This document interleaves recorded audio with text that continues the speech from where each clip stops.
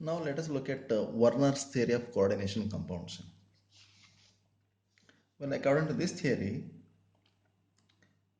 the metal atom or metal ion possesses two types of valencies. One is known as primary and the other one is known as secondary valency. Primary valency can also be known as oxidation state of the metal atom or ion. These are satisfied by primary valencies are satisfied by negatively charged ions.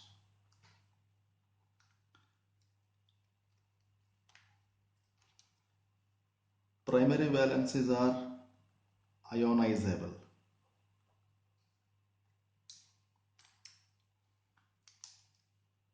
These valencies do not involve in deciding the structure of the complex ion.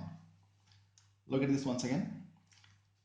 According to Werner's theory of coordination compound, the central metal atom or ion of the complex compound possesses two types of valencies. One is known as primary, another one is known as secondary. Primary valence is also known as oxidation state of the metal. That means how many electrons it has lost according to the modern concept of electronic configuration. Whereas these primary valencies are always satisfied by negatively charged ions. These primary valencies are ionizable.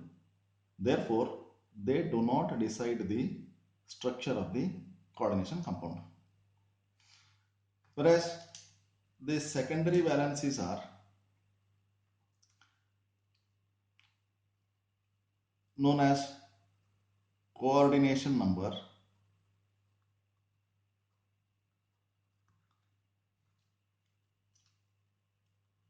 These are satisfied by either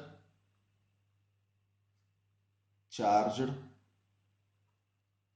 or neutral molecules, which are known as ligands. Here, this either meaning stands for it may be positively charged ion or negatively charged ion. That means ligands can be either positively charged ion or negatively charged ion or even neutral molecules. These secondary valencies are directional in nature. These are non-ionizable.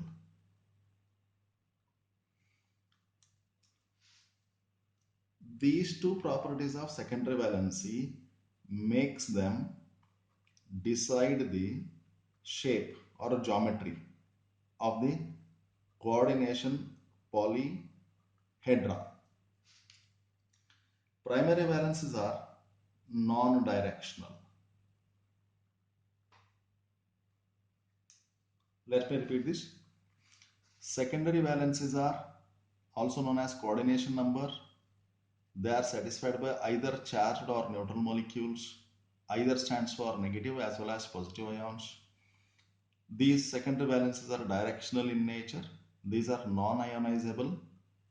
Because of these two properties, secondary valencies decide the shape of the molecule. These are the postulates or principles of Werner's theory of coordination compound.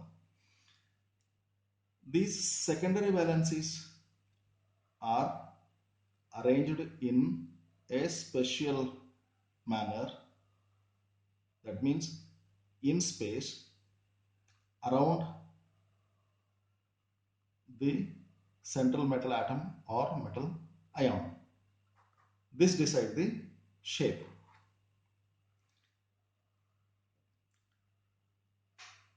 Werner's theory of coordination compound is actually the differences between positive primary valency and the secondary valency only. Therefore, we can use this concept to differentiate primary valency and secondary valencies. It has got certain drawbacks also, which are called as limitations. The limitations are, this theory cannot explain why only certain elements can form coordination compounds. Second, it cannot explain the paramagnetic property of the coordination compounds. Third, it cannot explain colored nature. These drawbacks can be overcome by another concept which is known as valence bond theory. Let me repeat this. Werner's theory of coordination compound differentiates primary and secondary valency. This theory actually is the differences between primary and the secondary valencies. According to this theory, the central metal atom or ion has two types of valencies. One is primary, another one is secondary. Primary valencies are nothing but oxidation state of the metal atom or ion. They are satisfied by negatively charged ions. They are ionizable. Therefore, they do not decide the structure of the molecule and they are non-directional. These two properties, ionizable nature and non-directional nature, these two properties make them not to participate in deciding the structure. Just look at this. Secondary valencies are non-ionizable. These two are opposite of each other. And secondary valencies are directional in nature. Therefore, these two are opposite in nature. Therefore, as these two makes primary valency not to participate in deciding the structure of the molecule, whereas directional nature and non-ionizable nature of secondary valency decides the special arrangement of ligands and hence decide the structure of the molecule. Okay, Werner's theory has certain limitations also. It cannot explain why only certain elements can form coordination compounds. It cannot explain the paramagnetic property of the coordination compounds. It cannot explain color nature of the coordination compound, etc. These difficulties of coordination compounds can be overcome by another concept which is known as valence bond theory. That we shall see in the next video. Thank you.